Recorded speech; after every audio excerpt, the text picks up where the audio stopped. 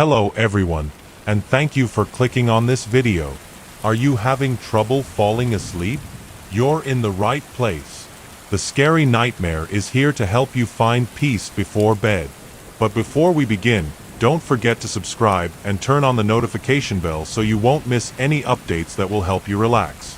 Now, lie down comfortably, take a deep breath, and let go of any tension. The story is about to begin. Story 1. It was a quiet evening when I first arrived at the old house, a place I had only seen in photographs, now standing before me in the dim light of dusk. The house was large, looming over me like a forgotten relic from another time. I had heard rumors about it, stories of its eerie past, whispered among locals with a mix of fear and fascination. But I, being the skeptic I was, never put much stock in ghost stories. They were just that, stories. My purpose in coming to this old house was simple. I was a writer, and the house was the perfect setting for my next project. It was exactly what I needed to kickstart my creativity. Little did I know, my arrival would mark the beginning of something far darker than anything I had ever written. I walked through the creaking front gate, its rusted hinges groaning in protest as I pushed it open. The garden had long been overrun by weeds, and the once beautiful stone path was barely visible beneath the thick layers of moss. The house itself stood in a state of ruin, but even so, it retained a strange, haunting beauty. I made my way up to the front door, hesitant for a moment. A chill ran down my spine as I reached for the handle. The door opened with an unsettling creak, as though it had not been disturbed in years. Stepping inside, I immediately noticed the thick dust that covered every surface, the stale air that hung heavy, and the eerie silence that enveloped the house. It felt as though the house was holding its breath, waiting for something. I set down my bag and walked deeper into the house, my footsteps echoing in the vast emptiness. The walls were adorned with faded portraits of people I didn't recognize, their eyes seeming to follow my every movement. The furniture, although old and covered in sheets, still held a sense of grandeur. I felt a slight unease as I explored, but I brushed it off. After all, it was just an old house, nothing more. As night fell, I decided to settle in the study. It was the room I had chosen as my writing space, with its large windows that offered a view of the overgrown garden. I placed my belongings on the desk, ready to begin my work, but something in the room made it difficult to focus. It wasn't the dim light or the discomfort of the old chair. It was the feeling that something, or someone, was watching me. I shrugged it off, attributing it to the house's atmosphere, but the feeling persisted. I tried to write, but my mind wandered, distracted by the eerie quiet. There was no sound of birds outside, no hum of the wind, only an unsettling silence. I glanced around the room, my eyes settling on the large, ornate mirror hanging on the far wall. For a moment, I thought I saw a shadow flicker in the reflection, but when I turned to look, there was nothing. I stood up, my nerves on edge, and walked over to the mirror. It was old, its glass slightly fogged, but I couldn't help but study my own reflection. My face looked pale in the dim light, and I wondered if I was just tired from the long drive. But then I noticed something strange. The reflection of the room behind me was different, slightly altered, as though it wasn't quite the same room I was standing in. I blinked, stepping back, my heart racing. The room in the reflection was darker, more dilapidated. The walls were covered in strange symbols I had not seen before, and the furniture was overturned, as though the room had been abandoned in a hurry. My breath caught in my throat as I stared at the distorted reflection. I turned away from the mirror and hurried out of the room, my mind racing. This was all too strange. I needed to leave to get out of this house, but something held me back. A part of me was drawn to it, to the mystery that lay hidden in its walls. That night, I couldn't sleep. Every creak of the house, every gust of wind, seemed to send my mind into overdrive. I lay awake in bed, staring at the ceiling, listening to the unsettling sounds of the house settling. But then, there was something else, something I couldn't explain. A soft whisper, At first, I thought it was the wind, or perhaps my imagination. But then I heard it again, closer this time. It was a soft, melodic voice, almost like a lullaby, but with a haunting quality that made my blood run cold. I sat up in bed, my heart pounding in my chest. The voice seemed to come from the hallway outside my room, and I hesitated for a long moment before I decided to investigate. I opened the door cautiously and stepped into the hallway. The air was colder now, and the house seemed to grow darker with each passing second. The whispering continued, faint but persistent, leading me down the long corridor. I followed the sound, my steps hesitant, until I reached the door at the end of the hall. The door was slightly ajar, and the whispering grew louder. I pushed it open and stepped inside. The room was dark, save for the pale moonlight filtering through the cracked window. It was a bedroom, but not one I had seen before. The bed was unmade, the sheets in disarray, as though someone had recently left in a hurry.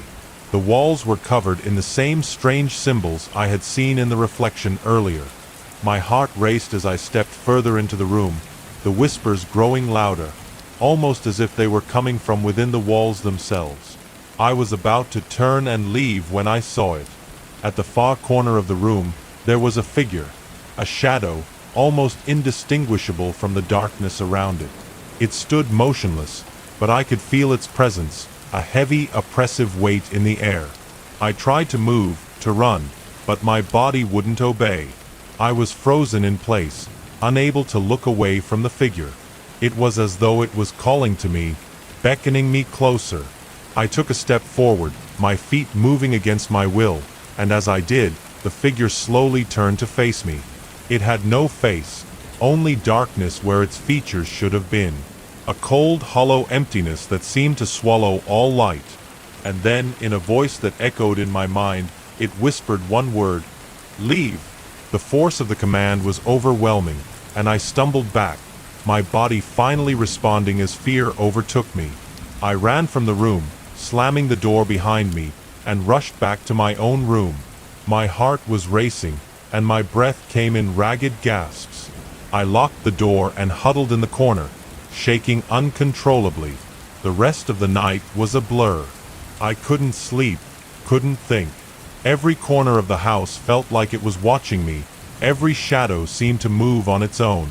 And that voice, the voice of the figure, stayed with me, lingering in the back of my mind, urging me to leave.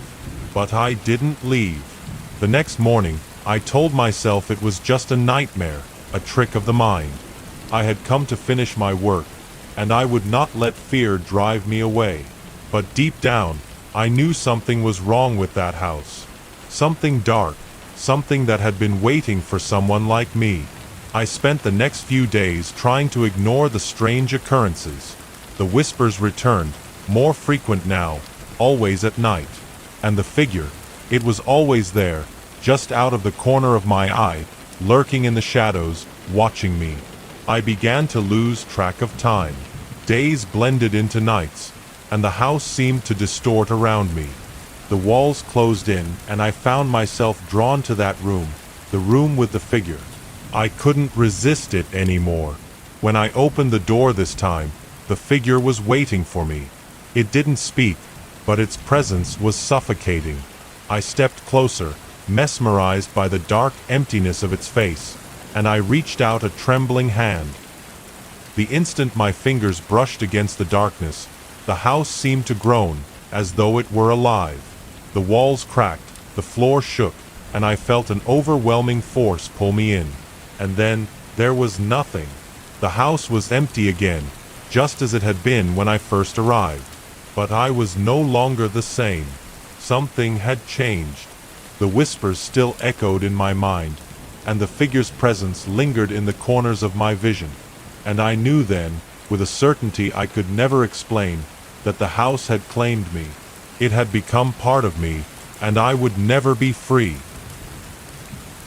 Story 2. The night I first saw her, I didn't know that I would never feel safe again. It was one of those long, cold nights in winter when the wind howled through the empty streets and the world seemed to shrink into darkness. I had just moved into a small apartment on the outskirts of town, not far from the woods.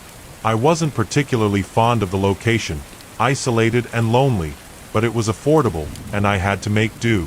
At first, it was all just quiet. Too quiet. A kind of stillness that seeped into the corners of my mind. But then, there were the whispers. At first, they were faint, just echoes of sound, as if someone was speaking too far away for me to understand. I chalked it up to the house settling, or maybe even the wind. But as the days passed, the whispers became more frequent. Sometimes I would hear them in the middle of the night, while I was lying in bed, staring at the ceiling. They seemed to float in the air, just beyond comprehension. I tried to ignore it, focusing on my work and getting used to the isolation. The apartment was small, just one bedroom, a kitchen, and a living room. The walls were thin, and there was an old-fashioned radiator in the corner that groaned and hissed as it warmed the space. But it was clean, and I could afford it, so I made my peace with it. One evening, after a long day at work, I returned home to find the air in the apartment heavy. The whispers were gone, but something felt off. I couldn't place it. It was as if the room was holding its breath, waiting for something. I tried to shake the unease, but the feeling lingered. I made my way to the kitchen to prepare some food, but as I stood by the stove, I saw it, out of the corner of my eye, just beyond the reflection in the window. A figure. A woman, standing in the yard just outside. She was standing motionless, staring into the house, her pale face barely visible in the dim light. At first, I thought it was a trick of the light. A shadow, maybe, cast by the trees. But then, I saw her move. Slowly, deliberately, she stepped closer to the window. My heart began to race. I couldn't see her clearly, but I could feel her presence, a coldness that seemed to seep into the very air around me. I froze, unsure of what to do. Should I confront her? Should I call the police? But before I could make a move, she was gone. One moment, she was standing there, her faint figure barely visible, and the next, nothing. I rushed to the window, but there was no sign of anyone. No footprints in the snow, no traces of movement. Just an empty yard, untouched by any human presence. I stood there for a long time, staring out into the night, trying to rationalize what I had seen. Maybe it was someone from the neighborhood, a neighbor checking in, or just some passing stranger. But deep down, I knew it wasn't that simple. There was something wrong with the house, something I couldn't explain. The following days were unsettling. I tried to go about my daily life, but every time I entered the kitchen or glanced out the window, I half expected to see her standing there again. And then, one night, she appeared in the reflection of the window again. This time, she was closer, standing in the yard, just beneath the tree. Her long dark hair hung limp around her face, and her eyes, those eyes, stared into mine through the glass. I rushed to the window, but once again, she was gone. This continued for weeks. Every night, she would appear. Sometimes closer, sometimes farther away. Sometimes she would be standing, motionless, in the yard. Other times, she would be sitting in the shadows beneath the trees, her face turned away from the house. And always, she would be watching me. The more I saw her, the more I felt like I was being drawn into something I couldn't escape. I tried to leave, packed my bags, booked a hotel for a night, anything, but the moment I stepped back into that apartment, the whispers would return. The coldness would return. It was as though the house itself was keeping me there, trapping me in its grasp. I began to lose track of time. I would wake up in the morning and find that hours had passed without my knowing it. The whispers would fill the air at night, sometimes louder, sometimes softer. They seemed to follow me, no matter where I went, like a constant presence in the background of my life. It wasn't until I started to dream about her that I realized how much control she had over me. In my dreams, she was always just beyond reach, a shadow in the corner of my vision, always moving, never stopping. Sometimes she would be standing in the doorway, her hand stretched toward me, her lips silent but her eyes pleading for me to come closer. Other times, she was waiting for me in the woods, her body moving in jerky, unnatural motions. Her face would always be turned away, her hair covering most of it, but I could feel her presence, feel her hunger for something I couldn't comprehend. One morning, I woke up with a start, gasping for air. The dream had been so vivid. In the dream, I had followed her into the woods. I had watched as she stood in front of a crumbling house, one I didn't recognize. I had reached out to touch her, but the moment I did, her face had turned toward me, and I saw it. Her eyes were hollow, empty, like black voids staring into the soul of anyone who dared to look. And then, in the dream, she spoke. Not in words, but in a voice that echoed in my mind, a whisper that sent chills down my spine. "Come with me." I woke up drenched in sweat, my heart pounding in my chest. I looked around the room, disoriented, but something was different. There was a presence in the air, a feeling of being watched. I turned toward the window, and there she was, standing in the yard, just as she had been for so many nights. But this time, she didn't move.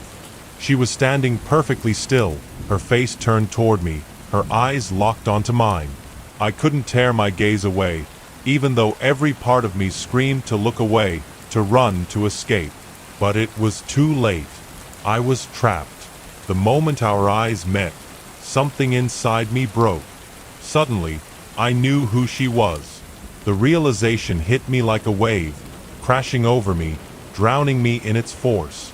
She wasn't just some strange apparition.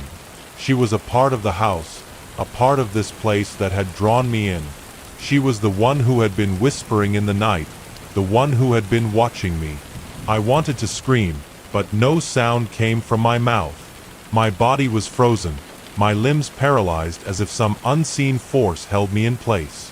I could feel her presence closing in, pulling me toward her, into the depths of the house. And then, as quickly as it had all begun, she was gone. The air in the room shifted, and the whispering ceased. The coldness disappeared. It was as if the house had exhaled a breath it had been holding for years. But I knew it wasn't over. I had seen her, felt her, and now she was a part of me. I could no longer escape her. She would always be there, in the shadows, in my dreams, in the air around me. The house had claimed me, and there was no leaving it. There was no escaping her, and I would never be free. Story 3. It was the kind of house that seemed ordinary at first glance. The kind of house you would pass by on your way to somewhere else, barely noticing the dull gray walls and the overgrown garden.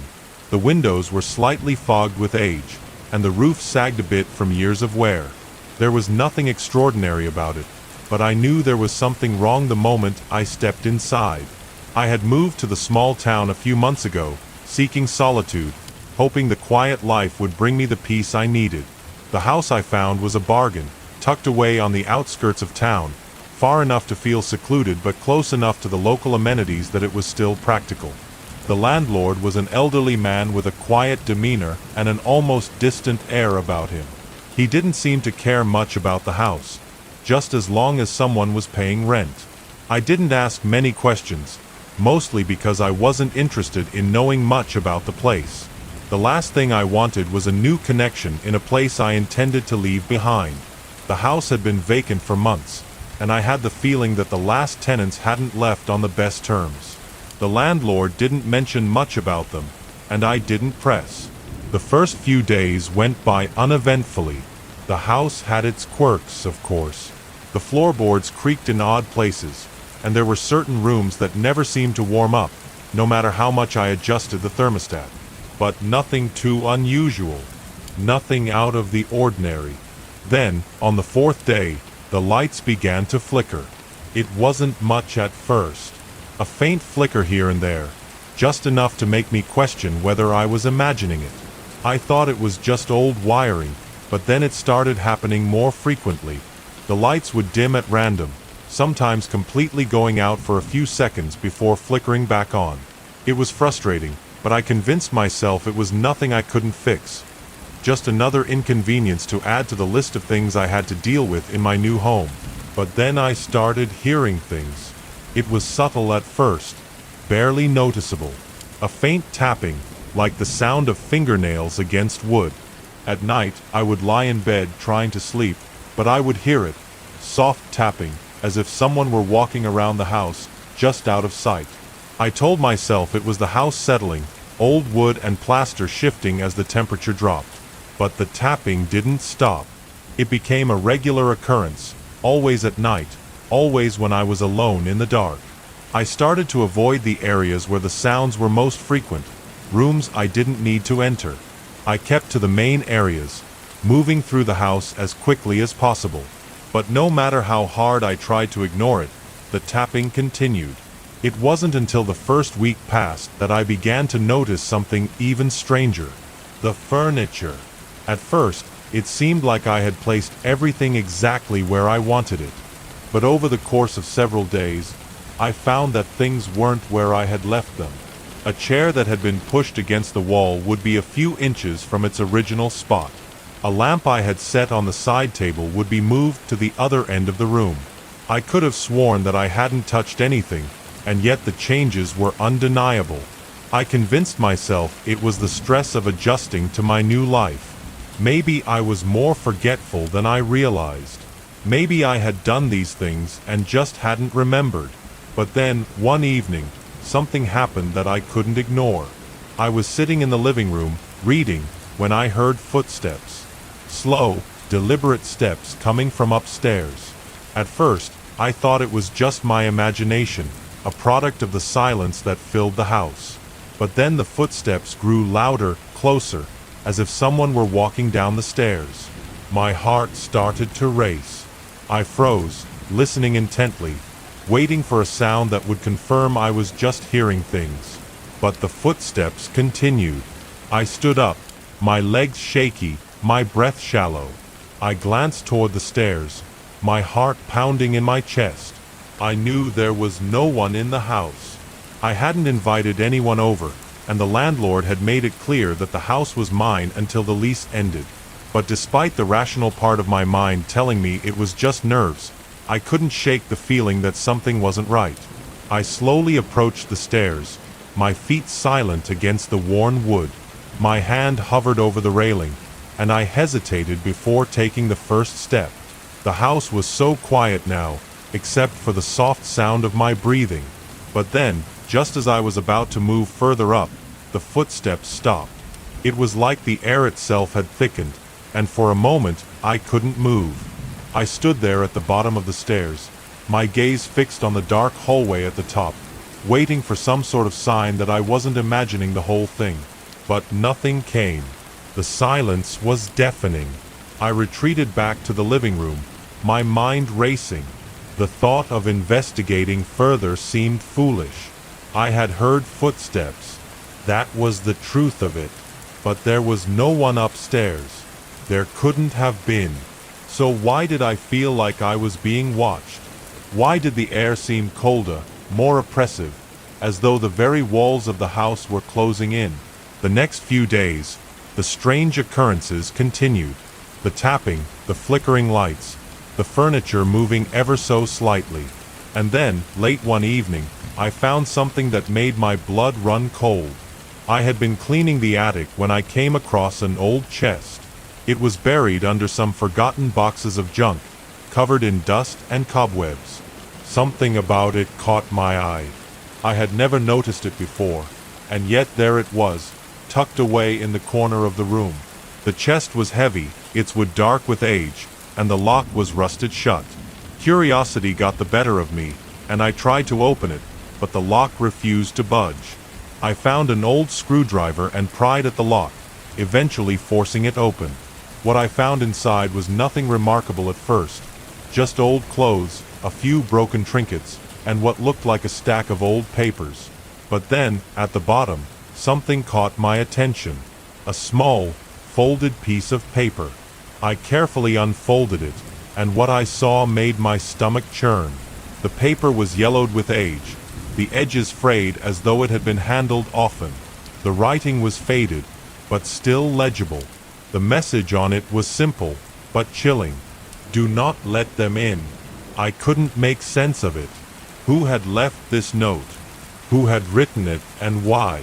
I turned the paper over, half expecting to find something else, but there was nothing more. Just those words. My heart pounded as I stared at the paper, my mind racing. Was this some sort of warning? Had someone else lived in this house before me? Had they experienced the same strange things I had? I left the attic quickly, my thoughts a tangled mess. That night, I didn't sleep. The whispers returned, louder than before, filling my ears and echoing through my mind. The tapping was more frequent, the coldness more intense. It felt as if the house was alive, breathing around me. By morning, I knew what I had to do. I had to leave. The house had become something I couldn't explain, something far beyond the ordinary. I couldn't stay there any longer, trapped in the grip of something that seemed to have no intention of letting go. I packed what little I had left, desperate to escape. But as I stepped out the door, a strange sense of relief washed over me. I hadn't felt it before, but now it was clear. The house had no power over me anymore. I had survived. Or so I thought. The door slammed shut behind me, and I turned to walk away. But as I glanced back one last time, I saw something in the window. The figure of a woman. A pale face, staring out at me through the glass. And then the house, in that final moment, seemed to exhale, like a sigh of contentment. And I knew, deep down, that it would never let me go. Not really. The house would always be a part of me now, lurking in the corners of my mind, waiting for me to return. Story 4. It wasn't the storm that brought me to the cabin. It was the promise of solitude. I had been searching for a place to escape the noise, the constant hum of city life, and the strain of relationships that seemed to drain the last bit of energy I had. The cabin was small, tucked away in the woods on the outskirts of a tiny town. It had been advertised as a retreat, a getaway for those seeking respite from the world. It was cheap, and the description sounded perfect. Just a small cabin, with a fireplace and a few basic amenities. When I arrived, the wind was picking up, and dark clouds were gathering in the sky. I hadn't planned on the weather turning so quickly, but it didn't matter. I was alone now, and the storm only added to the sense of isolation I was hoping for. The cabin itself was old, and the wood had darkened with age. The front door creaked as I opened it, and the interior was just as I had imagined. Simple, with a worn-out couch, a small kitchen, and a fireplace that looked like it hadn't been used in years. It smelled of pine and dust, and there was a faint sense of neglect, but nothing that truly unsettled me. It was quiet, peaceful. I didn't mind the quiet. In fact, I relished it. The storm began in earnest that evening. The wind howled against the cabin, and the rain beat against the roof in a constant rhythm. It was cozy inside, and I felt comfortable enough to start a fire in the fireplace. I settled into the armchair by the fire with a book, the warm glow casting long shadows across the room. But as the hours passed, something about the place began to feel off. It wasn't obvious at first. It was the subtle kind of unease that grew over time, like the feeling of being watched. It wasn't the storm or the isolation that made me feel this way. It was something else. I tried to push the feeling aside. It was just my mind playing tricks on me, I thought.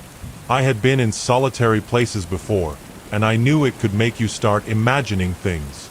But as I sat there, my eyes drifting from the book to the dark corners of the room, I felt the air grow heavier. There was a presence in the room, something I couldn't explain. It wasn't malicious, but it was there, like a shadow in the corner of my vision. I stood up to stretch, feeling an inexplicable need to move around.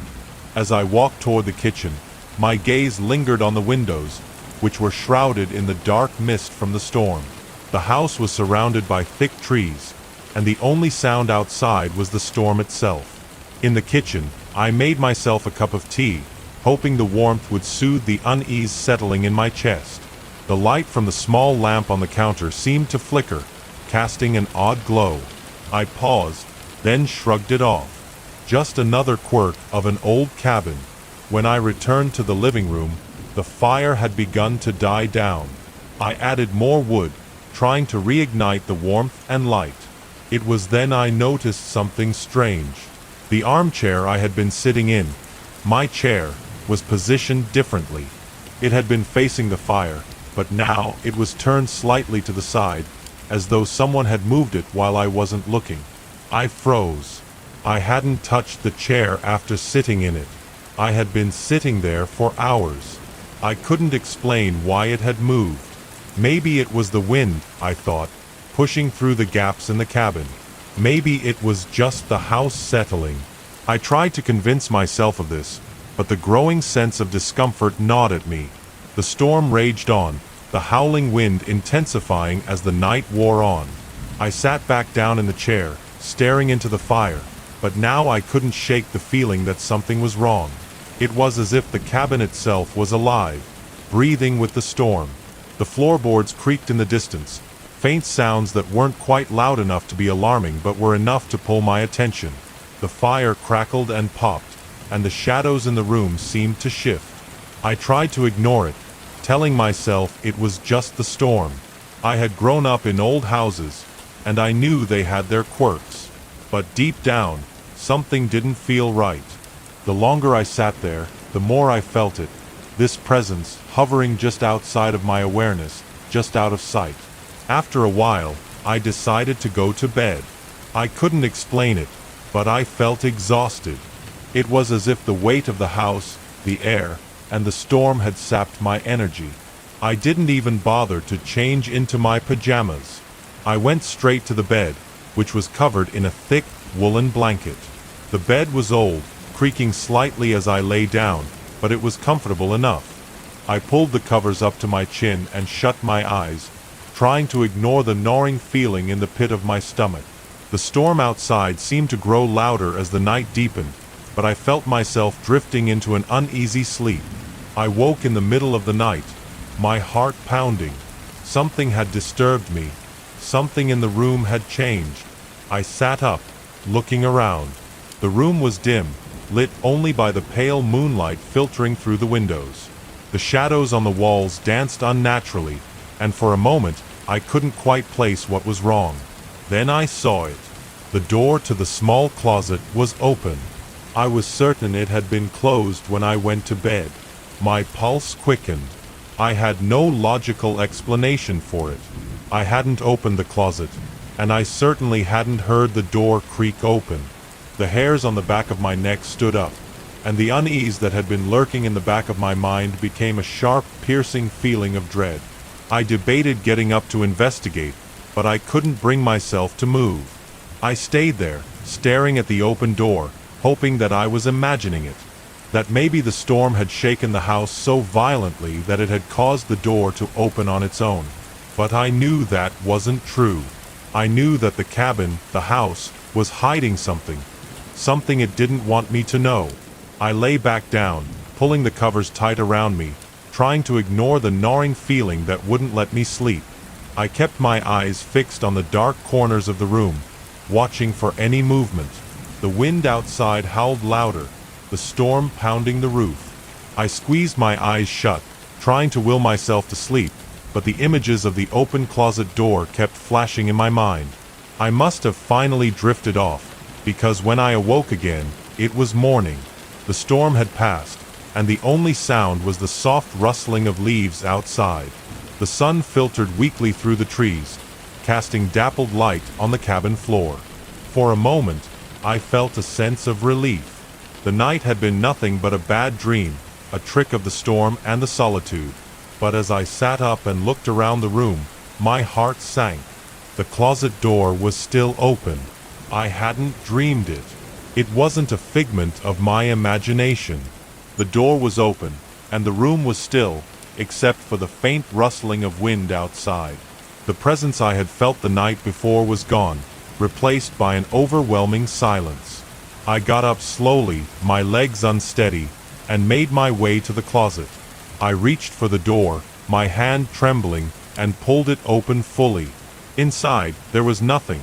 Nothing but empty shelves and a thick layer of dust. But something caught my eye, something that hadn't been there before. A small, wooden box. It was hidden behind the shelves, almost as though someone had tried to conceal it. I reached for it, my fingers brushing against the worn wood. It felt cold, unsettling. I picked it up, holding it in my hands, and for a moment I considered putting it back. But curiosity got the better of me. I opened the box. Inside, there was a small bundle of old yellowed paper. The edges were frayed, and the ink had faded, but it was still legible. I slowly unfolded it, and the message written on it made my blood run cold. "Do not let them leave." I stood there, frozen, the weight of the words pressing down on me. Something had been here before me. Something had been in this cabin long before I ever arrived. And whatever it wasn't finished yet. As I stood in the dim light of the closet, holding the box, I knew one thing for certain. I wouldn't be staying much longer. The house, the woods, the storm, it had all been too much. And whatever presence had been watching me, whatever force had been pulling at me from the shadows, wasn't done yet. The storm had passed, but the danger was just beginning, and I was about to learn what it meant to leave. Story 5. I didn't plan to stay in the cabin any longer than necessary, but something kept me there. The note in the box, the unsettling presence that lingered in the corners of my mind. I couldn't ignore it. Even after reading those chilling words, I still found myself unable to leave. It was as though the cabin had some hold on me, a magnetic pull that kept me in place, despite every instinct telling me to go. I sat in the living room, staring at the small wooden box in my hands. The note that had been inside still sat on the coffee table, the faded ink haunting me with its cryptic message. "Do not let them leave." It felt like a warning, but from what? From who? There was no clear answer, and yet I felt as though something was watching me. Outside, the day was calm. The storm had passed in the early hours of the morning, leaving only the remnants of rain on the earth and the soft rustling of the trees in the breeze. It was peaceful, almost too peaceful, given the turmoil that churned inside me. I stood up, the wooden box still clutched in my hands, and walked over to the window. The woods surrounding the cabin were dense, the trees standing tall like sentinels. The occasional bird flitted through the branches, but there was no sign of anyone or anything that could explain the strange events of the past few days. I watched the sway of the trees, the shifting of the leaves in the wind, but nothing seemed out of the ordinary. Still, something nagged at the back of my mind. The note, the presence, the feeling of being watched. I had grown accustomed to the idea that old houses and cabins could have their oddities, but this was different. It wasn't just the creaking floorboards or the drafty windows. It wasn't the wind howling outside. It was something else, something deeper, more unsettling. I glanced back toward the kitchen, my eyes briefly catching the faint movement of something in my peripheral vision. A flicker, like a shadow shifting just outside the door. I froze, but when I turned to look, there was nothing there. I tried to tell myself it was just the play of light, or perhaps the wind pushing a branch against the window. Yet, the feeling of being watched persisted. I had to figure out what was going on.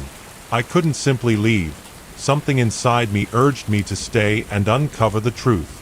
Maybe I was being irrational, but in the silence of the cabin, the mysteries seemed to grow. I took the box with me as I made my way to the back of the cabin, toward the small shed that was tucked away in the corner of the property. It was the one place I hadn't yet explored, and I hoped that perhaps it might provide some answers. The walk to the shed was short, but every step seemed to make the air feel thicker, the silence heavier. As I neared the shed, I noticed something strange. A faint odor, almost musty, wafting from the cracks in the wooden walls. I had thought the shed was abandoned, just a place for storage. But now, I wasn't so sure. I reached the door, hesitated for a moment, and then pushed it open. The hinges groaned in protest, and I felt the first stirrings of discomfort as I stepped inside. The shed was small, packed with old tools, boxes, and discarded furniture, but something about the place felt wrong. The air was stale, thick with dust and the faint, sour smell that had lingered outside. I moved carefully through the clutter, my eyes scanning the room. There was nothing out of the ordinary at first, just old, forgotten items, some stacked haphazardly, others covered in sheets. Then, something caught my eye. In the far corner of the shed, behind a pile of old crates, I saw something unusual. A door. It was small, tucked away in the shadows, almost as if it were trying to be hidden. Curiosity took over, and I made my way toward it, pushing aside the crates and debris. The door was old, the wood splintered in places, and the knob was rusted. It looked like it hadn't been opened in years, but I wasn't sure why it had been concealed in the first place. I gripped the handle, and with a deep breath, I turned it. The door creaked open, revealing a narrow staircase leading downward. The air that came from below was cold, a sharp contrast to the warmth of the cabin. I hesitated again, but there was no turning back now. I needed to know what was hidden under the house, what secrets it kept buried in its depths.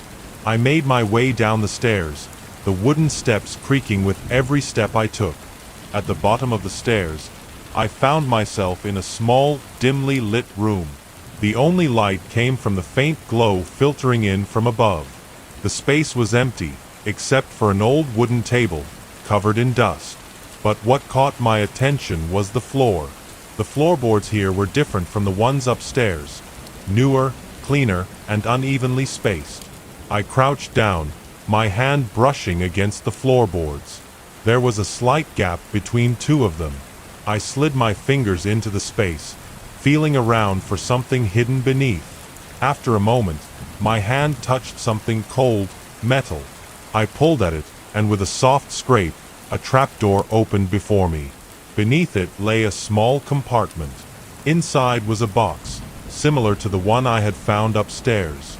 My pulse quickened as I reached for it. The box was heavy, solid, and had an air of ancientness about it. I pulled it free from its resting place and set it on the table. My hands were trembling as I opened it, unsure of what I might find inside. Inside was a single object, an old, weathered book. Its cover was cracked, and the pages were yellowed with age. The book seemed to hum with an almost imperceptible energy, and as I opened the first page, I felt a chill run down my spine. The writing inside was unfamiliar, strange symbols that twisted and turned in ways I couldn't comprehend. My eyes scanned the pages, and I could feel the room growing colder, the air thickening around me. I couldn't stop myself from flipping through the pages, my fingers trailing over the odd markings. And then I found it, a page that seemed different from the others. It was covered in more familiar symbols, words I could almost make out, written in a language I didn't understand, but there was no mistaking the dread I felt as I read them. Do not let them leave. It was the same message, the same warning, but this time, the meaning was clearer. The book wasn't just a relic.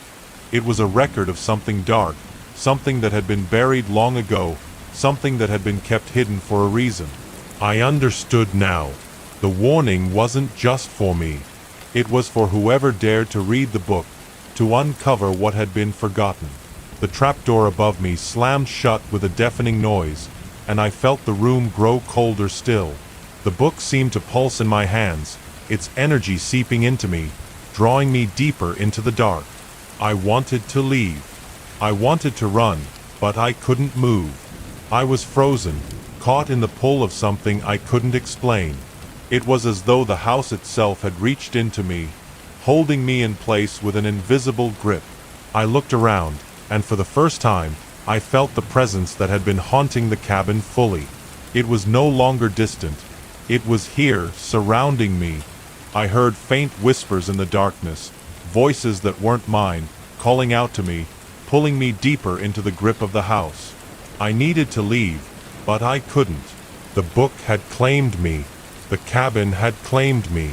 and I understood then that there was no escaping what lay beneath the house. There was no escaping the presence that had watched me from the shadows, the presence that had been waiting for someone to uncover its secrets. The walls of the small room began to close in, and I could hear the faint sounds of movement, footsteps, whispers, the sound of something ancient stirring. And then everything went dark. The whispers faded into silence, and I felt my body growing cold, as though the life within me was slowly draining away. The house had taken me, and there was no leaving now. Story 6. The night I found the letter, I thought nothing of it. It was an old piece of paper, buried deep within the bottom drawer of the desk. I had just moved into this new place, a small, unassuming cottage on the edge of town, a place I thought would provide the perfect amount of quiet for me to work. A fresh start, away from the noise of city life and the weight of old memories. The cottage, despite its age, had a certain charm. The walls were worn, the wood creaked with every step, and there was an undeniable sense of history about it. It was small, with only one bedroom and a modest living space, but it was enough for me. Enough to get by. At first, everything was perfect. The air was fresh, and the sound of the wind rustling through the trees outside my window was calming. But as the days went on, something about the cottage began to feel strange. It wasn't anything obvious. No creaking doors, no flickering lights. But there was a presence, an unshakable feeling that something was watching, lurking just out of sight. I had chalked it up to the isolation. After all, I was alone, far from everything I had known, and it was only natural to feel uneasy in a new place. But the unease grew over time. Small things began to happen. The occasional shadow at the edge of my vision. The faint sound of footsteps on the wooden floors when I was sure I was alone. At night, I would wake to the sound of soft whispers, though I could never make out the words. It was late one evening when I found the letter. I had been unpacking some old files from the desk, sorting through them to make space for my own things, when a small yellowed envelope fell from the back of the drawer. It wasn't addressed to anyone, but it had been sealed tightly, as though it had been waiting there for years. The envelope was brittle, and I had to be careful not to tear it as I opened it. Inside was a single sheet of paper, folded neatly in half. I unfolded it, and there, in faded ink, were words that sent a chill down my spine. "You are not alone. They are watching. Do not stay." It was simple, direct, but the words seemed to weigh heavily in my hands. I couldn't make sense of it. Who had written it? And why? Had someone else lived here before me? Someone who had experienced the same strange feelings I had? I didn't know what to do with the letter. Part of me wanted to dismiss it, to forget it. After all, it could just be the ramblings of a former tenant. But something about it didn't sit right with me. The letter had an urgency to it, as if it was meant to warn me of something that I had yet to fully understand. That night, I tried to sleep, but the feeling of being watched only intensified. The shadows in the corners of the room seemed to grow darker, the air heavier. I tossed and turned in bed, unable to shake the feeling that I wasn't alone in the house. Every creak of the floorboards, every gust of wind, seemed to carry with it a sense of unease. I found myself checking the locks on the windows, making sure everything was secure. But deep down, I knew that none of that mattered. I didn't sleep much that night, and the next morning, I made up my mind to leave. The letter had unsettled me, and I felt as though something in the house had shifted. But just as I was about to pack my things and go, I heard it. A soft scratching sound, coming from the attic. At first, I thought it was an animal. Maybe a bird or a squirrel caught somewhere in the rafters. But then it came again. Slow, deliberate scratching, like something or someone was trying to get out. My heart raced. I had never heard that sound before. The attic door had been locked when I moved in, and I hadn't touched it since. I stood frozen in the hallway, listening. The scratching continued, more insistent now, and something inside me told me I had to investigate. I didn't want to, but I couldn't ignore it. I had to know what was making the noise. I walked slowly to the attic door, my hand shaking as I reached for the latch. I hesitated for a moment, then pulled the door open. The air in the attic was thick with dust, and the smell of old wood filled my lungs as I stepped inside. The floorboards creaked beneath my weight, and the faint scratching continued, now accompanied by the sound of something shuffling in the dark. I moved cautiously through the attic, my eyes adjusting to the dim light. There were boxes scattered across the floor, old furniture covered in white sheets, and stacks of forgotten belongings. But as I moved deeper into the space, I saw something that made my blood run cold. In the far corner of the attic, there was a figure. At first, I thought it was a trick of the light. But as I took another step, I saw it clearly. A dark, hunched shape, standing motionless against the wall. It was tall, but the figure was covered in shadow, and its features were indistinct, as if it was made of the very darkness itself. I couldn't tell if it was human or something else entirely. The scratching sound stopped suddenly, and in the silence, I felt an overwhelming sense of dread wash over me. My body froze, but I couldn't tear my gaze away from the figure. I wanted to run, to leave the house, but I couldn't move. The air was thick with something, an oppressive presence that seemed to hold me in place. I stayed there for what felt like an eternity, my heart pounding in my chest. But the figure never moved. It just stood there, watching me from the shadows. Eventually, I took a step back, my feet stumbling as I backed away. The figure remained still, but the sense of something watching me never left. I slowly retreated from the attic, closing the door behind me, and I felt a cold sweat break out across my forehead. I couldn't explain what I had seen. Was it real? Or had my mind simply played tricks on me? I didn't know. But as I stood there in the hallway, I knew that something was terribly wrong with the cottage. Something had been watching me, waiting for me to find it. That night, I didn't sleep. The house felt different, as if the walls themselves were closing in. The sounds of the house settling were louder now, almost like whispers. I could hear footsteps in the hall, faint tapping against the walls, and the scratching sound again, this time coming from the floor above me. I couldn't stay in the house any longer. The letter, the figure in the attic, the presence I had felt, it was all too much. I packed my things, rushed out of the cottage, and drove to the nearest motel. I didn't look back. I couldn't. I spent the night in a room with locked doors and a heavy sense of relief, but even as I lay there, exhausted, I couldn't shake the feeling that the house was still watching me. The memories of the figure in the attic, the scratching, the whispers, it all lingered in my mind like a shadow I couldn't outrun. The next morning, I went back to the cottage to collect the last of my things. But when I arrived, the house was different. The air was still, almost oppressive, and the door creaked open on its own as I approached. I stepped inside, half expecting to see the figure again, but there was nothing. The house was empty, still, as if nothing had happened. But the letter, the one I had found in the drawer, was gone. The paper had vanished as if it had never been there at all.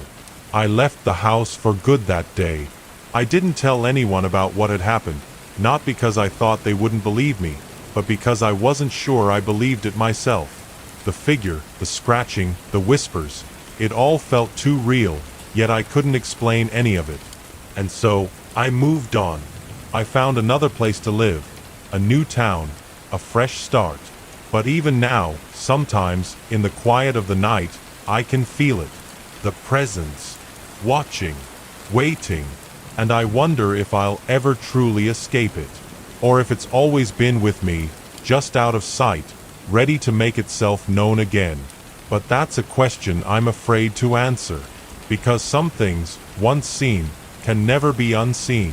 And some places, once touched, can never truly be left behind. Story 7. After everything that had happened, I thought I would never find peace. The image of that dark figure in the attic, the oppressive atmosphere that had surrounded the cottage, these memories had haunted me long after I left. I had tried to forget, tried to move on, but there were nights when I would wake up in a cold sweat, my heart racing, my body stiff with dread. I was constantly looking over my shoulder, half expecting to see shadows shifting at the edges of my vision. In the months that followed, I tried to build a normal life again. I found a small apartment in a new town, far from the cottage. The walls of my new home were fresh, untouched by any dark memories, or so I thought. But the weight of what I had experienced seemed to follow me, creeping into the corners of my mind, always lurking just beneath the surface. I couldn't tell anyone about what had happened. Who would believe me? It was too strange, too unbelievable. Even now, it felt like something I had imagined, a twisted dream that never truly ended. But the reality was clear to me. The house had been more than just a building. It had been a place of some kind of malevolent force, something far older than I had understood. After months of barely sleeping, I decided to take a break. I needed to go somewhere calm, somewhere peaceful. Perhaps I could cleanse myself of the lingering fear. I booked a week at a small bed and breakfast in the countryside, far from the noise of city life, hoping that some time away from the familiar would help me reset. When I arrived at the bed and breakfast, I felt a temporary relief. The building was old, but there was something warm about it, a place that felt lived in, not forgotten. The host, an elderly woman named Eleanor, welcomed me with a warm smile and led me to my room. It was a small, cozy space, with soft blankets and a window that looked out onto the rolling hills. The scent of lavender lingered in the air, calming my racing thoughts. I decided to spend the first day hiking through the countryside, exploring the quiet woods and the open fields. It was peaceful, the kind of stillness I had craved. The natural world seemed to offer the exact contrast to the restlessness I'd known for so long. I walked for hours, my mind drifting as I admired the beauty around me. As evening approached, I returned to the bed and breakfast, tired but content. Eleanor greeted me at the door and asked if I'd like some tea. I agreed, and we sat in the small parlor as she prepared the kettle. The conversation was light, nothing that would hint at the darkness that had followed me. But as she poured the tea, Eleanor mentioned something curious. She spoke about the land around the bed and breakfast, about how the area had once been home to a series of farmhouses, each one built along the ridge that overlooked the valley. They had all been abandoned long ago, she explained, when the surrounding land became more difficult to farm. And then she mentioned something I wasn't expecting. She told me about the old house just a few miles down the road. It had been there for centuries, long before the other farmhouses had been built. No one lived there now, she said, but people still talked about it. Strange things, whispers of events that had taken place long ago. The conversation shifted quickly after that, but the mention of the house, the old house, stirred something inside me. It felt like a forgotten memory, something buried deep within. I tried to dismiss it, to let the conversation move on, but my mind kept returning to it. The house. Later that night, as I lay in bed, I couldn't stop thinking about it. I had been so desperate to escape, to leave the memories of the cottage behind, but now this new place, this new house, had begun to take its place in my mind. Was I being paranoid? Was I allowing the shadow of my past to creep into this new life, even here, far from where it all began? I couldn't sleep that night. The images of that dark figure, the strange feelings I had had in the cottage, the whispers, I couldn't shake them. My thoughts were clouded, and it felt as though the house itself was calling to me, beckoning me to uncover whatever secrets it held. I had to know more about it. The next morning, after a restless night, I took a long walk before breakfast. Eleanor had been kind enough to mention the location of the old house, though she didn't seem to want to discuss it in detail. I understood why now. There was something unsettling about it, something unspoken. But despite the caution in her tone, I couldn't resist. I had to see it for myself. The road was narrow, winding through the trees, until I found myself standing in front of an iron gate that led to the property. The house was just beyond, barely visible through the overgrown brush. The The structure was large, far bigger than I had expected, with dark, crumbling stone walls and tall windows that had long since lost their glass. It looked abandoned, but there was something about it that felt far too alive, as though it were watching me, waiting for me to step closer. I hesitated at the gate, my hand resting on the cold iron. The house loomed ahead, silent and oppressive. It was as though it had been forgotten by time, left to rot, but not entirely forgotten. I wasn't sure what I expected to find, if I was even expecting to find anything at all, but I felt an overwhelming sense of dread, mixed with something else. A strange pull, like the house itself was calling to me. I stepped closer, my feet moving slowly over the uneven ground. The air grew colder, despite the warmth of the day, and I felt a shiver run down my spine. The hairs on the back of my neck stood up. The gate was rusted, but it opened with little resistance. I passed through and moved closer to the house, each step weighed down by an invisible force. As I neared the door, I saw that it had been left slightly ajar.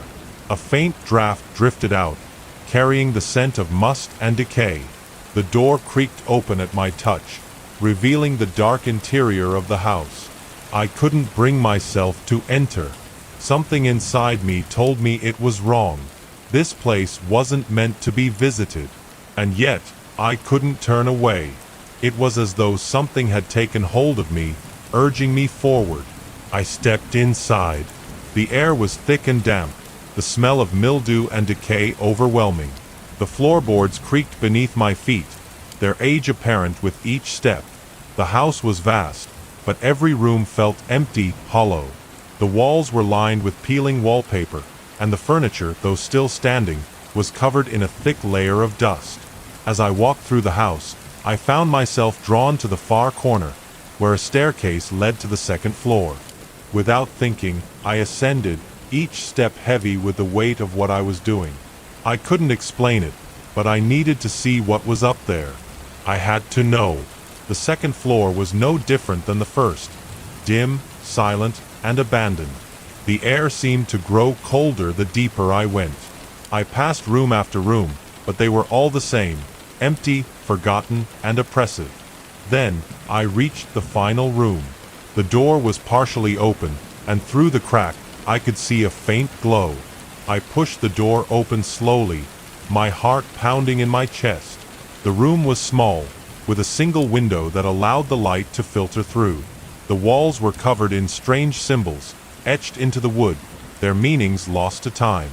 And in the center of the room, on a small wooden table, lay an object, a book bound in dark leather, its edges worn and frayed. As I stepped closer, I felt a wave of unease wash over me. My heart raced as I reached for the book, my fingers trembling. Something about it felt wrong, but I had to touch it. I had to open it. The moment I laid my hands on the book, the room seemed to shift. The temperature dropped sharply, and the air grew thick with a heavy, suffocating presence. I turned the cover, and as I did, the whispers began. The same whispers I had heard in the cottage, the same whispers that had followed me from place to place, now filled the room. I could hear them in my ears, feel them in the pit of my stomach. They were calling to me, pulling me deeper into the house. I closed the book, my hands shaking, and the whispers ceased immediately. But the room still felt heavy, the weight of something unseen pressing down on me. I could feel it. Whatever force had drawn me here, whatever had been waiting for me, it was real. And now, it knew I had found it. I backed away from the table, my feet unsteady beneath me. The house felt alive now, its walls pressing in on me, the air thick with something ancient and dark. I couldn't breathe. I couldn't think. I had to leave. But as I turned to go, the door slammed shut. The room plunged into darkness, and I felt a hand, cold like ice, wrap around my wrist. And I knew then that the house had claimed me. It had been waiting, and I was never meant to leave. Story 8. The house was still. The silence was suffocating, oppressive. as if the very air in the room had thickened and was no longer breathable. My heart pounded in my chest, each beat echoing loudly in my ears. The darkness seemed to stretch endlessly before me, filling every inch of the room, swallowing every corner.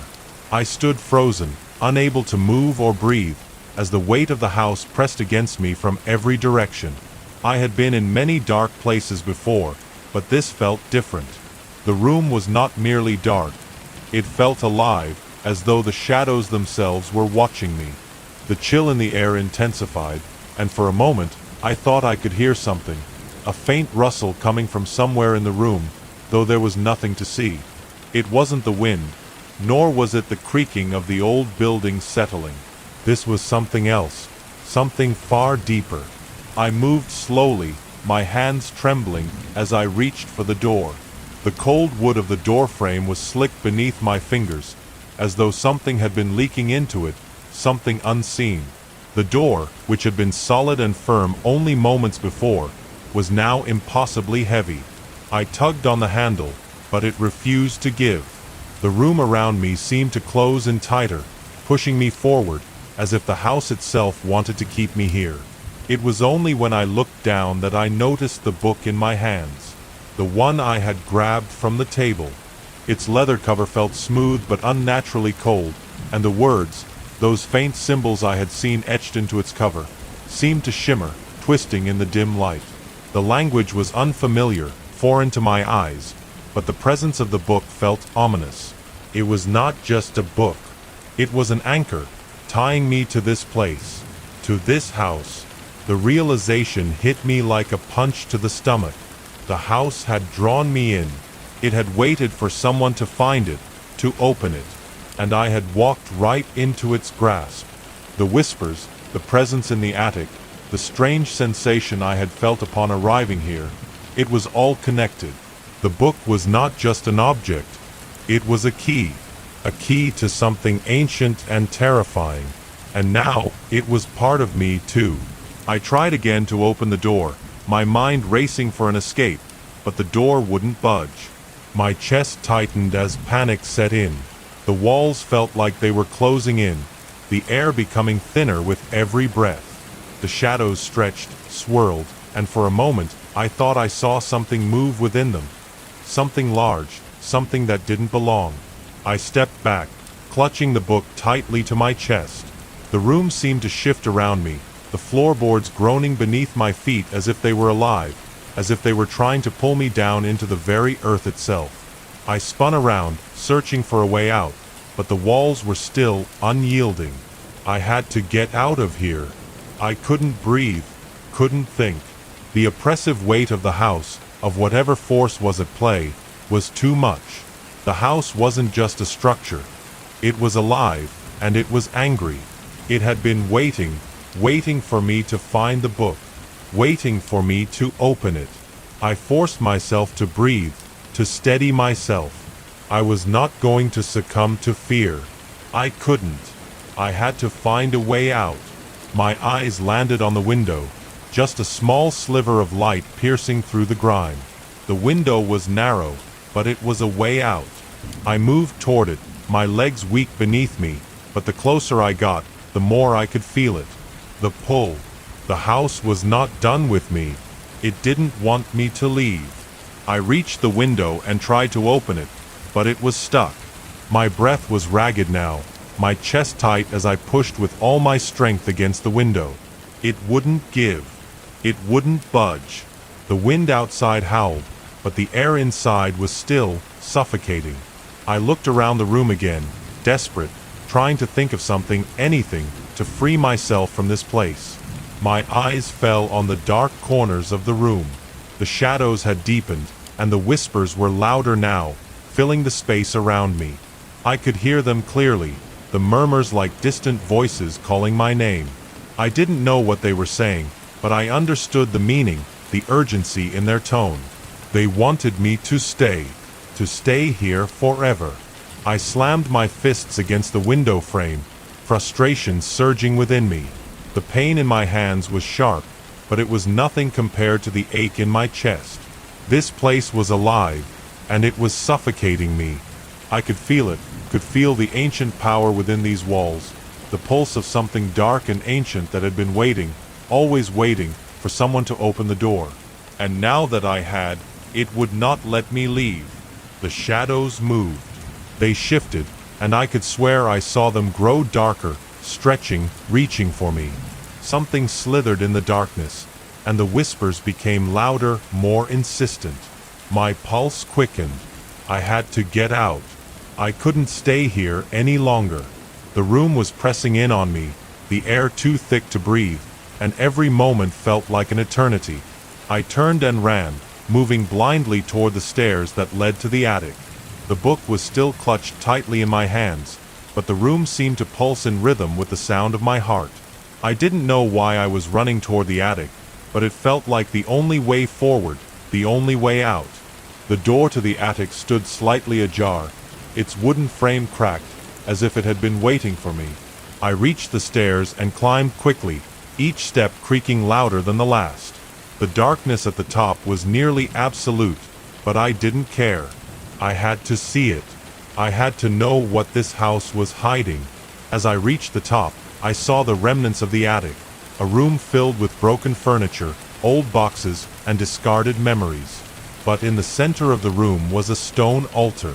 The stone was ancient, the surface chipped and cracked, and I could feel the power emanating from it. The book seemed to pulse in my hands, as though it, too, recognized the significance of the altar. I moved closer, my feet unsteady beneath me. The whispers were louder now, clearer, and I realized they were coming from the altar itself. They were beckoning me, urging me to place the book there. The room had become suffocating, the shadows pressing in from every angle, filling the corners of my vision. My hands trembled as I held the book over the altar. The shadows seemed to stretch toward it, hungry, waiting for me to let go. The whispers grew louder, almost deafening, urging me to release the book. But something inside me, some small shred of resistance, told me not to. I hesitated. The room grew colder. The shadows twisted and writhed, pulling the light from the room, and for a moment, I thought I saw something. A figure standing just outside my peripheral vision, watching me. It wasn't human. It was tall, skeletal, its eyes hollow and empty, its limbs twisted and bent in ways that should not have been possible. It was then that I understood. The house was not just a place. It was a prison for whatever force had been trapped here, waiting for someone to release it. The book was the key, the one thing that could set it free. But I had already opened it, and now there was no going back. The house was alive with its presence, its hunger, and it had chosen me. I had no choice but to place the book on the altar.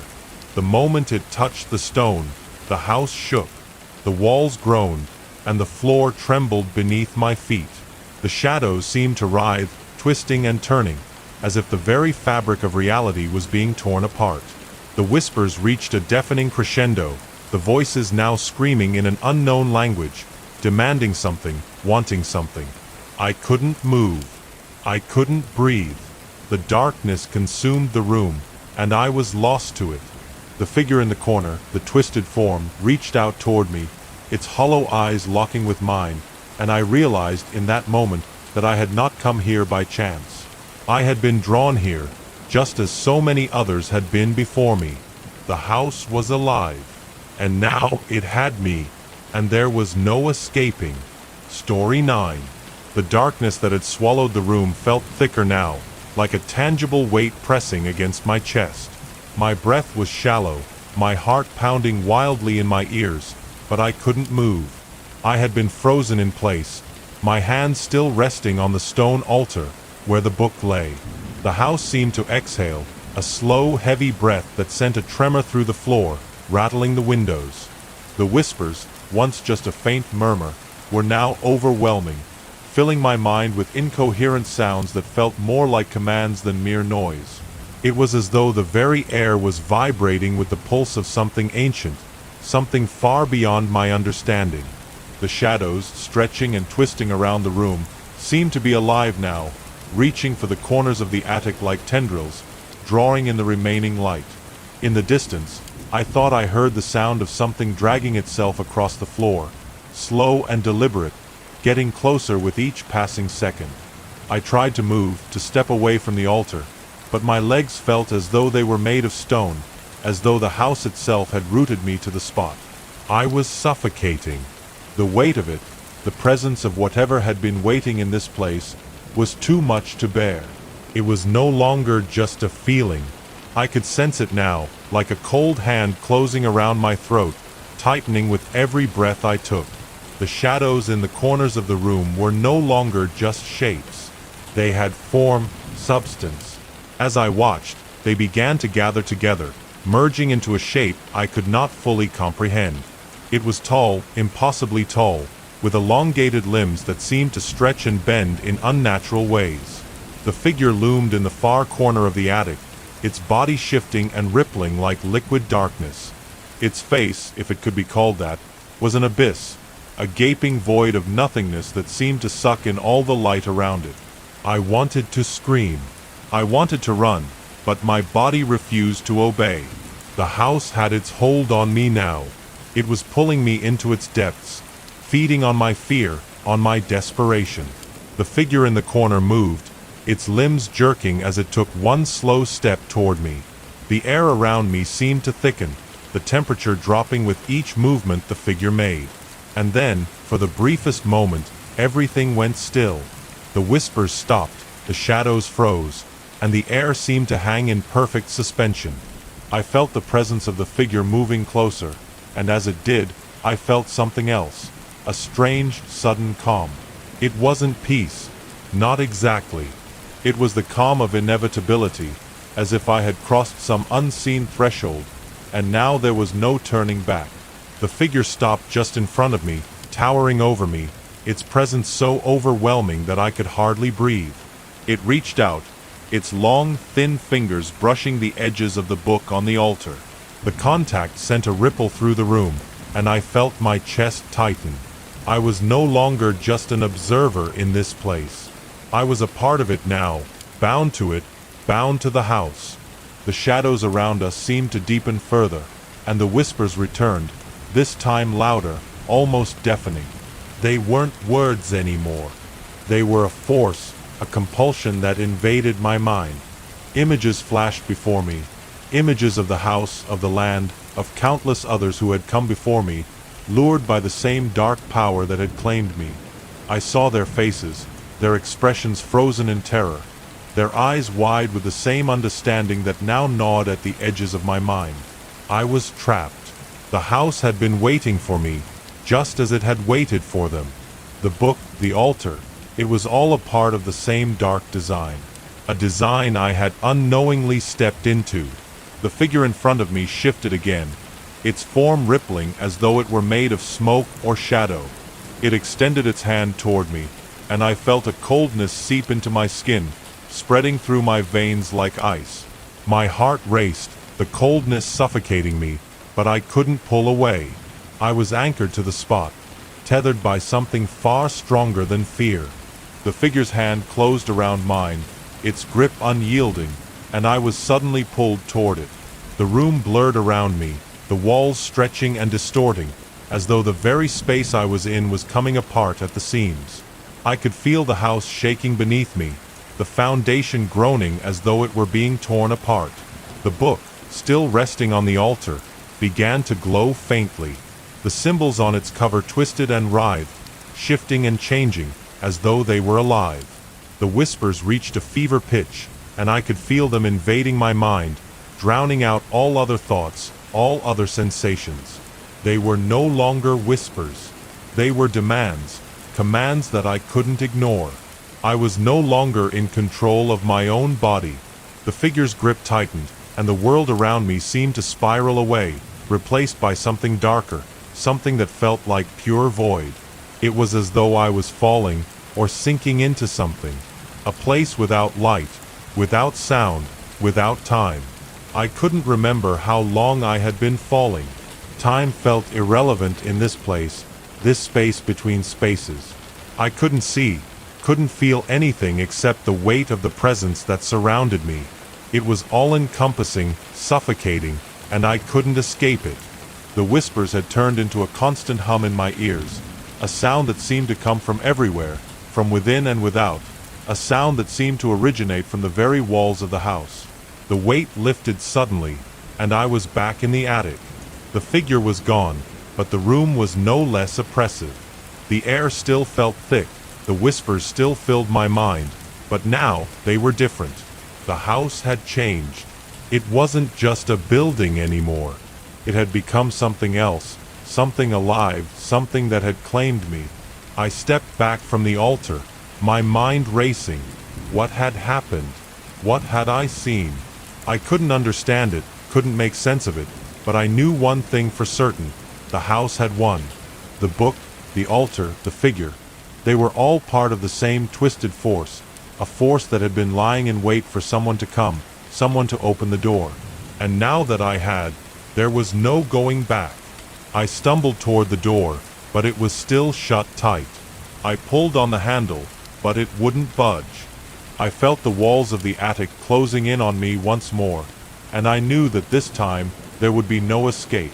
The house had swallowed me whole. It had claimed me as it had claimed others before me. The whispers had grown louder, and I could feel them now, not just in my ears but in my very mind. They weren't just speaking to me, they were speaking through me.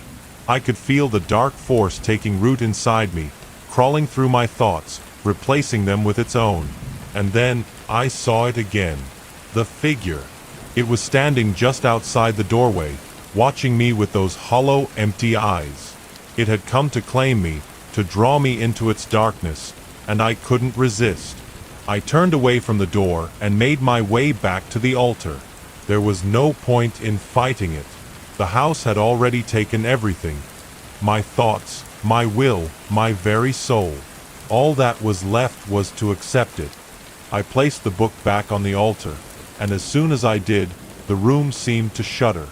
The shadows stretched out again, and the figure moved closer, its form rippling and distorting as it drew near. I felt my heart slow, my breath grow faint. The house had won. It had been waiting for someone like me, someone who couldn't resist the pull of its dark power. The room was silent now, the whispers gone, but I could feel them, deep within me, a part of me now. I was no longer just a visitor in the house. I had become part of it, and the house would wait, as it always had, for the next person to come along to open the door, and the cycle would begin again. Story 10. The silence that followed was all-encompassing. It was the kind of silence that you could feel pressing down on your ears, dulling the senses and making every small movement seem out of place. The moment I placed the book back on the altar, I felt an undeniable shift. It was as though the house itself had exhaled a breath it had been holding for far too long. The room seemed to breathe with it, the shadows crawling back toward their rightful places, pulling the light further from me. I stood there, still, unable to move. My body felt heavy, almost foreign, as though it no longer belonged to me. I could feel the weight of the house pressing against my chest, its presence sinking into my bones. I wanted to run, to escape, but the very air around me had become a trap. The oppressive stillness made movement impossible, the darkness around me growing denser with each passing second. I was no longer aware of the passage of time. The moment I had stepped into the house, everything had become warped, stretched in a way that defied the natural flow of reality. I tried to force myself to think, to understand what had happened, but the more I thought, the more fragmented my thoughts became. It was as though something inside me had been pulled apart, and now there were only pieces of who I had been left. I turned slowly, my eyes scanning the room. The altar still stood in the center, the book resting there as if nothing had happened. But something had changed. The air was charged, heavier than it had been before. The whispers were gone, replaced by a feeling that I couldn't quite describe. Something dark, something that gripped me deep inside, like an anchor tied to my very soul. I didn't want to look at it, but I found myself glancing toward the doorway where the figure had stood. It was gone, but I knew it had never truly left. It was still there, somewhere within the house, watching, waiting. The darkness had taken on a life of its own, and it was as though the house itself had become a living thing, a creature that fed on the fear and desperation of those who entered it. I felt my feet move beneath me, though I had not willed them to. My legs were stiff, my body reluctant, but I found myself stepping toward the stairs. The house felt familiar now, too familiar, as though it had molded itself to fit me. The walls were not just made of wood and stone, they were filled with memories, with echoes of every soul that had ever been trapped within its confines. I reached the stairs and began to climb, each step a struggle, each movement forced. The darkness swirled around me, the air growing colder the higher I went. The upper floors of the house had always been different. The rooms seemed to stretch endlessly, twisting and turning in unnatural ways. I had always felt an unease when passing through those hallways, but now it was different. The house was pulling me up, urging me to go deeper. The floor above was the same as before, dark and quiet. The walls were lined with faded wallpaper, peeling at the edges, revealing the dry plaster beneath. The air smelled faintly of decay, of rot, but it was a smell I had grown accustomed to. It was a part of the house now, part of the thing that had claimed me. I moved slowly, my hand brushing against the walls, feeling the vibrations of the house beneath my fingertips.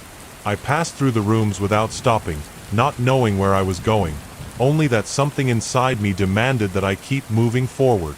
I had no plan, no purpose, just a deep-seated compulsion to continue. The hallway seemed to stretch on endlessly, the rooms blurring together, each one more oppressive than the last. There was a faint sound now, a low hum, like the heartbeat of the house itself. Finally, I reached the end of the hall. There, in front of me, was a door, one I had never seen before.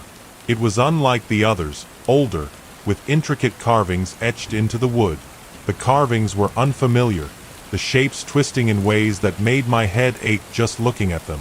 I felt drawn to it, my hand reaching out without thought, my fingers grazing the smooth surface. The door opened with a creak, the sound echoing down the hall. It felt wrong, this room, like a place that was never meant to be entered. The room inside was dim, lit only by a single flickering candle in the corner. The air was thick, heavy with dust, and the scent of something ancient. As I stepped inside, I noticed the walls were lined with shelves, filled with strange objects I could not identify. Twisted statues, worn books, and odd trinkets that seemed to hum with an unnatural energy. At the far end of the room, against the far wall, stood a large mirror. It was covered in dust, its frame ornate and tarnished with age, but the glass was clean, almost unnaturally so. I felt a chill crawl up my spine as I walked toward it. There was something about the mirror, something familiar, yet terrifying. I stared at my reflection, though it was not truly my reflection that I saw. My own image was distorted, blurred, like looking through water, but there was something else in the glass. A figure, standing behind me, its shape dark and formless. It was tall, impossibly tall, its form shifting like liquid shadow, its face hidden in the depths of the glass. I stepped back, my heart pounding in my chest. The figure moved with me, its shadow stretching and warping as though it were a part of the mirror itself. I couldn't tear my gaze away, despite every instinct screaming at me to look away, to run. And then, as though the figure had been waiting for this moment, it reached out. Its hand appeared in the mirror, stretching toward me, its long fingers curling like claws. The moment I saw it, I knew what it was. It was not just a shadow, not just a reflection. It was the house, the very thing that had claimed me, reaching out from the depths of the mirror to pull me back into itself. I turned away from the mirror, stumbling backward, my heart hammering in my chest. The room felt like it was closing in on me, the walls pressing tighter, suffocating me. The air was too thick to breathe, and the floor beneath me seemed to shift, as if it were alive, moving in response to the presence that had consumed the house. I had to get out. I had to leave. But as I turned to run, I realized with a shock that the door was no longer there. It had vanished, replaced by more of the strange carvings that lined the walls. I was trapped. I was alone, lost in the house that had already claimed me, and now it would not let me go. I ran blindly through the rooms, but every door I opened led only to more darkness, more twisting corridors. The walls seemed to shift, to bend and contort around me, and I could feel the house tightening its grip. It was feeding on my fear, on my desperation, and I could feel myself weakening, my body growing heavier with each passing moment. The floor beneath me began to give way, the boards cracking as though they were breaking apart, and I fell. I tried to catch myself, but my hands scraped against the rough surface, my body tumbling into the void below. I screamed, but no sound came from my mouth. The darkness swallowed me whole. When I hit the ground, I felt the force of it in my bones, a sharp, jarring pain that rattled my spine. The air was thick with dust and the smell of earth. I lay there for a moment, trying to gather my bearings, but when I looked up, I found myself in a new room, another part of the house, deeper than before. This room was different. It wasn't like the others. It was bare, with nothing but a single chair in the center, and the faintest light glowing from the far corner, casting eerie shadows along the walls. The walls themselves seemed to be breathing, pulsing with an unnatural rhythm, as though the house were alive and waiting for something. And then I saw it, the figure from the mirror. It was standing in the far corner, its dark shape now fully formed. It was no longer a shadow, no longer a reflection. It was real, its tall, skeletal frame towering over me. Its hollow eyes locked onto mine, and I felt it, the pull. The house had claimed me, and now it was ready to take everything. I tried to move, but my body refused to obey. I could feel the darkness creeping into me, filling me with its cold, empty hunger. I had come here to escape, to find peace, but now I realized that peace had never existed. Not here, not in this place. And as the figure reached for me, the house closed in around me, its walls, its darkness, its whispers, all consuming. The house had won. It always did. It always would.